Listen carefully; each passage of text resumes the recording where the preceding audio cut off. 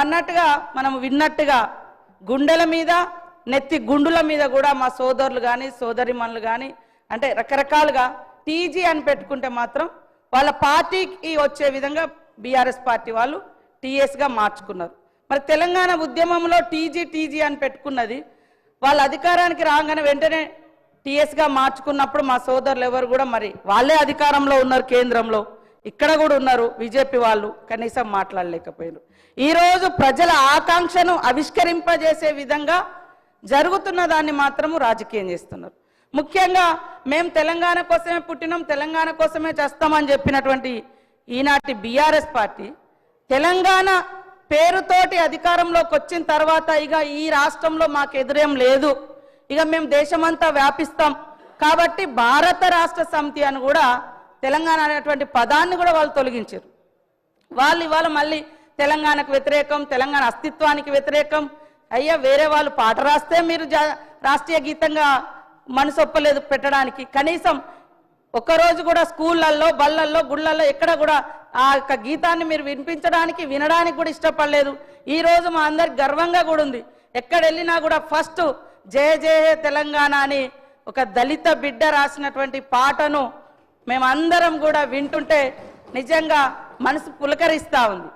అదేవిధంగా ఇక్కడ చూస్తున్నటువంటి ప్రతిరూపం తల్లి విగ్రహాన్ని కూడా చూస్తుంటే మమ్మల్ని మేము చూసుకున్నట్టుగా, మా అక్క చెల్లెలను చూసుకున్నట్టుగా, మా తల్లులను చూసినట్టుగా మాకు అనిపిస్తూ ఉంది. దాంట్లో ఎలాంటి రాజకీయం లేదు. కాకపోతే ఏంటంటే వాళ్ళకు బీఆర్ఎస్ వాళ్లకు వాళ్ళ ఇంట్లో ఉండేటువంటి రూపం, నేను ఎప్పుడో 2-3 ఏళ్ల కింద నుంచే మాట్లాడుతున్నా, ఆ విగ్రహ రూపం చూడండి. ఎవరైనా శ్రమైక జీవనం ఉందా? మీరు తెలంగాణ తల్లి విగ్రహం పెట్టండి, కానీ దేవత రూపం ఇచ్చి ఇవాళ కొంతమంది ధనము ధాన్యంతో ఉండొచ్చు, కానీ తెలంగాణ సమాజం అట్లా లేదు. ఇందాక మా సోదరుడు వీరేశం గారు అన్నట్టుగా తెలంగాణ బిడ్డలు మట్టి బిడ్డలే కానీ ఎట్టి బిడ్డలు కాదు, గట్టి బిడ్డలు. ఆ గట్టితనాన్ని, ఆ శ్రామిక తత్వాన్ని, పంటను, అదేవిధంగా కష్టాన్ని కూడా అందులో చూపించినటువంటి మరి ప్రతిరూపంగా మనం చూస్తూ ఉన్నాం. అదేవిధంగా మరి ఇందాక మా సోదరులు కూడా నా పేరు చెప్పడం జరిగింది. నేను ఇచ్చేది అధికారికంగా జిల్లా కలెక్టర్లకు ఎన్ఆర్జీఎస్ వాళ్ళకి ఇస్తున్నాం, లేదా ఏమైనా గతంలో ఎక్కువ ఇచ్చిన కాడ కొద్దిగా తక్కువ ఇచ్చి ఇస్తున్నాం. ఎందుకంటే ఆల్రెడీ ఎక్కువ డబ్బులు వాళ్ళకు పోయిన కాడ కాన్స్టిట్యున్సీకే ఇస్తున్నాం, కానీ వేరే రూపంలో లేదు. అదేవిధంగా ఇందాక మా వాళ్ళు మాట్లాడుతున్నారు మా బీజేపీ సోదరులు, మరి సోనియా గాంధీ గారిని మోడీ గారు తెలంగాణ ఎట్లా ఇచ్చినావు, తల్లిని చంపి నువ్వు బిడ్డనిచ్చినావు అని నిండు సభలో అవమానించారు ఆ రోజు. కనీసం ఎవరు మీరు అది కాదు అని తెలంగాణ నుంచి మరి బీజేపీ నాయకులు కానీ బీఆర్ఎస్ నాయకులు కానీ దానికి ఆ యొక్క విధానాలకు వ్యతిరేకంగా మాట్లాడలేకపోయారు. కాబట్టి మేము ఎక్కడున్నా మేము పోరాటంలోనే ఉన్నాము.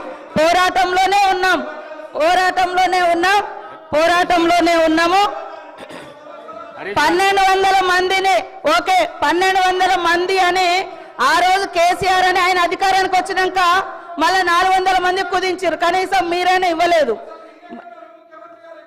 ఎక్కడ ఉన్నామనేది అంటే మేము ఎక్కడున్నాం? ప్రజలలో ఉన్నాం, పోరాటంలో ఉన్నాం. తెలంగాణ ఉద్యమంలో నేను కూడా జైలు వేసిన 7 రోజులు ములుగు కేంద్రంగా నిరాహార దీక్ష కూడా చేసినాం.